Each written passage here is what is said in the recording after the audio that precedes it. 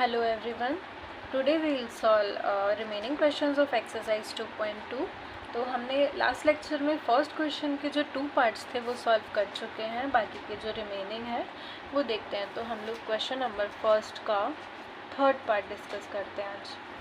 Third part क्या बोल रहा है? 6x² minus 3 minus 7x. तो सबसे पहले हमें इसे देखने से पता चल रहा है कि हमारी जनरल फॉर्म में नहीं है, क्योंकि मैंने जनरल फॉर्म क्या बताई थी? ax² प्लस bx प्लस सी. मतलब कांस्टेंट टर्म लास्ट में होनी चाहिए और x वाली जो टर्म है वो मिड में होनी चाहिए. तो हमें इसको रीअरेंज करना पड़ेगा. 6x² minus 7x minus 3. अब इससे कंपेयर करके हमें इजीली दिख रहा है कि हमारी जो पॉलिनोमियल है वो हमारी जनरल फॉर्म में आ चुकी है. तो अब हम इसे मिड टर्म स्प्लिटिंग के फॉर्म से इसके ज़ीरोज़ फाइंड करते हैं. मिड टर्म स्प्लिटिंग में मैं एक बार आप लोगों को मेथड बता देती हूँ, जिसको भी कोई प्रॉब्लम है वो इजीली समझ आ जाएगी. तो हमें क्या करना होता है? x² का कोफिशिएंट और जो लास्ट टर्म है इन दोनों को मल्टीप्लाई करना होता है. That means 6 multiply minus 3 is equals to minus 18 and जो मिड वाली टर्म है माइनस 7. मतलब हमें ऐसे दो नंबर्स ढूंढने होते हैं जिनका मल्टीप्लाई तो माइनस 8 आए एंड सब्ट्रैक्ट या फिर एडिशन करने पर माइनस 7 आए. तो 19 का हम लोग दो फैक्टर ले लेते हैं, 9 एंड 2. 9 मल्टीप्लाई 2 करने पर 18 आएगा एंड हमें माइनस का 7 चाहिए. अब इन दोनों को ऐड या सब्ट्रैक्ट किस तरीके से करें कि हमें माइनस 7 मिल जाए? अगर दोनों प्लस के ले लेते हैं तो हमारा मल्टीप्लाई नेगेटिव नहीं आएगा. तो हमें एटलीस्ट इन दोनों में से कोई एक नंबर हमें नेगेटिव लेना पड़ेगा. नेगेटिव किस तरीके से लें? क्योंकि हमें यहाँ पर माइनस 7 चाहिए, तो हमें जो बिगर नंबर है वो नेगेटिव लेना पड़ेगा. दैट मीन्स जो 9 है वो माइनस का लेना पड़ेगा और जो 2 है वो प्लस का. अब देखिए 9 मल्टीप्लाई 2 करेंगे तो माइनस का 18 मिलेगा और माइनस 9 प्लस 2 हमें इज इक्वल्स टू माइनस 7 मिलेगा ऐड करने पर. ठीक है, तो हमारे जो फैक्टर्स हैं वो बन गए 6x² minus 9x plus 2x minus का 3. हमें क्या करना होता है? स्टार्टिंग की 2 टर्म्स और लास्ट की 2 टर्म्स में से हमें कॉमन लेना होता है. फर्स्ट जो 2 टर्म्स है इसमें से हमें 3x कॉमन दिख रहा है. 3x कॉमन ले लिया. यहाँ पर क्या बचेगा? 3 बाहर आ गया तो 2 बच गया. एक x बाहर आ गया तो एक x अंदर रह गया. माइनस इसमें से हमारा 3 बाहर आ गया, एक 3 अंदर रह गया, x बाहर आ गया तो बस यही बचेगा. अब देखिए लास्ट 2 टर्म्स 2x माइनस 3, इसमें से कुछ भी कॉमन नहीं है तो हमें यहाँ पर 1 लिखना पड़ेगा और ब्रैकेट में 2x minus 3. Mid term splitting में हमें ये ध्यान रखना पड़ेगा जो हमारे ब्रैकेट्स बने हैं दो, ये दोनों फैक्टर्स सेम होने चाहिए. अगर ये दोनों फैक्टर्स हमारे अलग आ रहे हैं दैट मीन्स हम लोग कहीं मिस्टेक कर रहे हैं. ठीक है, इसके बाद दो फैक्टर्स सेम 2x माइनस 3 इस तरीके से लिखते हैं और बाकी का दूसरा फैक्टर इस तरीके से बनता है, ये 3x और ये प्लस का 1. हमें यहाँ पर हमारे 2 फैक्टर्स मिल चुके हैं. फैक्टर्स मिल चुके हैं. ज़ीरोज़ फाइंड करने के लिए हम लोग क्या करते हैं? दोनों फैक्टर्स को इक्वल्स टू 0 पुट करते हैं. 2x माइनस 3 इक्वल्स टू 0 किया. 2x प्लस का 3 उधर जाकर माइनस का 3 उधर शिफ्ट होकर के प्लस का 3 हो जाएगा. x यहाँ पर 2 क्या है? मल्टीप्लाई में शिफ्टिंग करने पर ये डिवाइड में चला जाता है. ठीक है, एक फैक्टर मिल गया हमारा 3/2 जिसे हम अल्फ़ा बोल देते हैं. इसके बाद सेकेंड फैक्टर 3x प्लस 1 इसको इक्वेट टू 0 किया. 3x प्लस का 1 उधर शिफ्ट होकर के माइनस का 1. सेम 3 मल्टीप्लाई में है तो नीचे डिवाइड में चला गया. तो दूसरा फैक्टर मिल गया हमारा -1/3. तो अब हम दो फैक्टर्स मिल चुके हैं. अब हम वेरीफाई करेंगे सम ऑफ ज़ीरोज़ वाला एंड प्रोडक्ट ऑफ ज़ीरोज़ वाला formula. Sum of zeros alpha plus beta minus b/a and product वाला इसके बाद देखते हैं. तो इसके लिए हमें ABC की वैल्यू देखनी पड़ेगी. इन दोनों इस वाले पॉलिनोमियल से हम लोग इसे कंपेयर करके ABC की वैल्यू देखें. अगर x² का कोफिशिएंट a 6, b x का coefficient b is equals to minus का 7, c is equals to minus 3. ABC की वैल्यू हमें मिल चुकी है. पुट करते हैं. अल्फ़ा की वैल्यू 3/2 प्लस बीटा की वैल्यू -1/3 एंड माइनस b की वैल्यू -7 एंड a की वैल्यू है हमारी 6. सॉल्व करते हैं 3/2 plus minus minus 1/3 minus minus plus 7/6। ये टर्म तो अब इससे ज़्यादा सॉल्व नहीं हो सकती, तो इसे सॉल्व करते हैं। इन दोनों का लेते हैं हम लोग एलसीएम। 3 2 जा 6, एलसीएम लिया तो 3 2 जा 3 3 जा 9 माइनस 2 7 9 माइनस 2 7/6। यहाँ पर हमारा 7/6 चल ही रहा है, तो हमें दिख रहा है हमारा LHS और RHS दोनों वैल्यूज़ इक्वल आई है। ठीक है, इसके बाद प्रोडक्ट चेक करते हैं। Product alpha into beta is equals to C/A। Product alpha की वैल्यू 3/2 मल्टीप्लाई बीटा की वैल्यू -1/3। जब भी कोई नेगेटिव नंबर हो तो उसे हम ब्रैकेट में लिखते हैं, तो हमारी कैलकुलेशन में मिस्टेक होने के चांसेस कम होते हैं। C की वैल्यू आ गई हमारी -3, A की वैल्यू है 6। सॉल्व करते हैं, 3 से 3 कैंसिल आउट, तो यहाँ बच गया -1/2। यहाँ पर -3 1 जा 3 2 जा 1/2। यहाँ पर भी हमारा LHS एंड RHS इक्वल आ गया।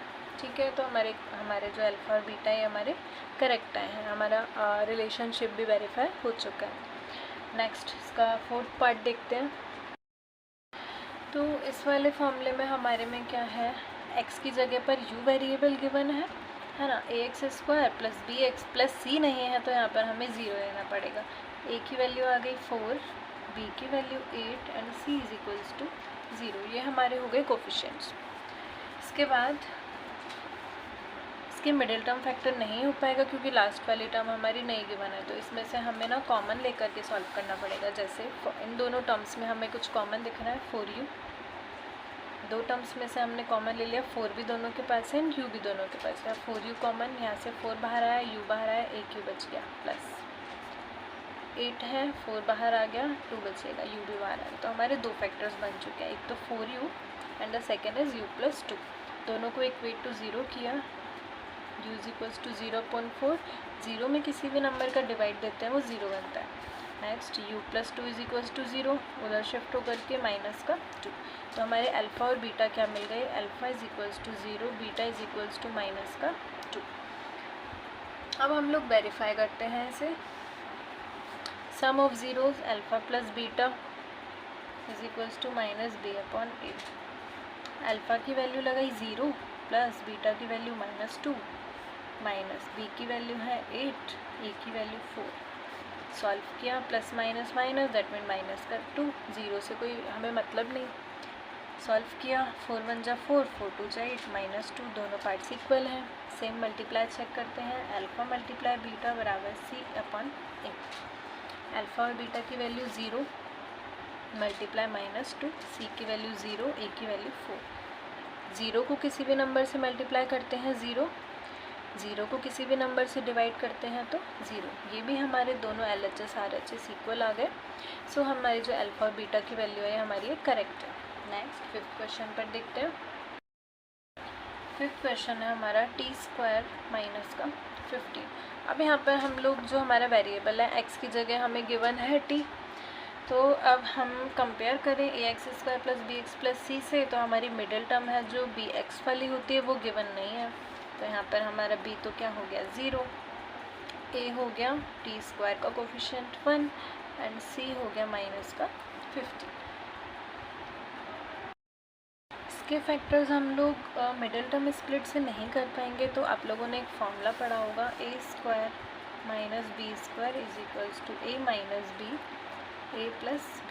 इस फॉर्मूले को हम लोग अप्लाई करेंगे, तो हम लोग इसको क्या लिख सकते हैं, t का स्क्वायर माइनस √15 का स्क्वायर। 15 को इस तरीके से क्यों लिखा, क्योंकि अंडर रूट से स्क्वायर कैंसिल हो जाएगा, तो रिटर्न वापस से हमारा ये 15 बन जाएगा। t² माइनस, अब a और b की वैल्यू इस तरीके से इसमें अप्लाई करते हैं, t minus √15 bracket t plus √15। तो दो फैक्टर हमारे ये बन चुके हैं। यहाँ से दोनों को इक्वेट टू 0 करके अलग अलग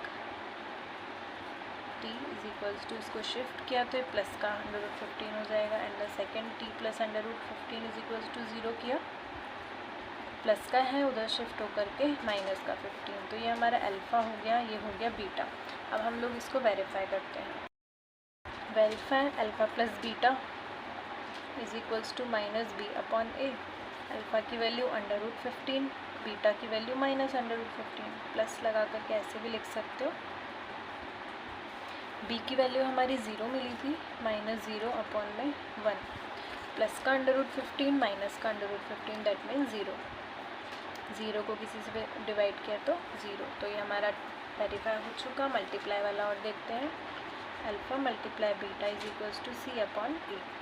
अल्फ़ा की वैल्यू √15, इसकी -√15, C की वैल्यू -15, A की वैल्यू 1, प्लस माइनस माइनस, दो नंबर सेम हैं और दोनों के ऊपर अंडर रूट है, तो ये हो जाता है √15 का स्क्वायर, दैट मीन्स ये 15 ही बन जाता है। यहाँ पर भी सेम, तो यहाँ पर भी LHS RHS हमारे इक्वल आ गए, दैट मीन्स हमारे जो अल्फ़ा और बीटा की वैल्यूज़ आई हैं दोनों करेक्ट आई हैं। नेक्स्ट जो इसका 6th पार्ट है, लास्ट, वो देख लेते हैं। 3x² - x - 4। सबसे पहले ABC की वैल्यूज़ देखते हैं। A 3, B -1 and C -4। Same 3 terms हैं, मिडिल टर्म स्प्लिट करना पड़ेगा, तो हमें ऐसे नंबर्स ढूंढने हैं 3 और 4, -12 और मिड टर्म -1। हमें ऐसे 2 नंबर्स देखने हैं जिनको मल्टीप्लाई करने पर -12 है, ऐड या सब्ट्रैक्ट करने पर -1 है, तो 3 और 4 आ जाएगा। बट हमें प्लस माइनस का देखना पड़ेगा कि -1 कैसे बनेगा। माइनस का नंबर चाहिए, दैट मीन्स जो बिगर नंबर है दोनों में से उसको नेगेटिव यानी स्मॉलर वाले को पॉजिटिव लेना पड़ेगा। तो हमारे 2 फैक्टर +3 एंड -4 मिल चुके हैं, तो इसको इस तरीके से लिखेंगे 3x² + 3x -4x -4। Middle term में क्या करते हैं, फर्स्ट वाली टर्म और लास्ट वाली टर्म एज इट इज़ लिखते हैं, मिडिल टर्म वाली को ओनली इससे जनरेट करके इस तरीके से लिखते हैं। इसके बाद कॉमन लेना है, फर्स्ट 2 टर्म में से 3x दिख रहा है, x प्लस पूरा 3x बाहर आ गया, कुछ नहीं बचा, दैट मीन्स 0 नहीं आएगा, 1 बचता है। इन दोनों में क्या कॉमन है, -4 -4 आ गया तो प्लस का x, -4 आ गया तो प्लस का 1। अब देखिए यहाँ पर x + 1 सेम, दैट मीन्स हम लोग अभी तक करेक्ट जा रहे हैं। हमारे 2 फैक्टर्स बन गए, इनको इक्वल्स टू 0 किया, x is equals to -1, similarly 3x - 4 equals to 0 किया, 3x is equals to -4 shift होके +4, और ये डिवाइड में, तो अल्फ़ा और बीटा हमारे ये 2 नंबर्स मिल चुके हैं। अब हमें इन्हें वेरीफाई करना है। Alpha + beta is equals to -b/a। Alpha की वैल्यू लगाई -1, बीटा की +4/3, b की वैल्यू -1, a की वैल्यू 3। सॉल्व करते हैं। इधर पार्ट वाले का हमें एलसीएम लेना पड़ेगा, 3 इसके नीचे कुछ नहीं है, दैट मीन्स 1। एलसीएम लिया तो -3 + 4 -+1/3, यहाँ से भी हमारा 1/3, यहाँ से भी 1/3, तो दोनों आ गए सेम। अब प्रोडक्ट चेक करते हैं। Alpha multiply beta is equals to C/A, -1 multiply 4/3 is equals to C की वैल्यू है -4, A इज़ 3 को मल्टीप्लाई किया, -4/3 -4/3। यहाँ भी हमारे LHS RHS इक्वल आ गए, वहाँ पर भी दोनों इक्वल आ गए, दैट मीन्स हमारे जो आंसर्स हैं वो करेक्ट हैं। तो मैं इसके बाद आप लोगों को प्रैक्टिस के लिए कुछ क्वेश्चंस लिख करके दे रही हूँ, आप लोग ज़रूर सॉल्व कीजिएगा। तो ये कुछ क्वेश्चंस हैं जैसे हम लोग नेक्स्ट लेक्चर में आप लोगों को इसके आंसर्स बता दूँगी, या फिर आप लोग कुछ डाउट हो तो आप लोग मुझसे कमेंट करके पूछ सकते हो।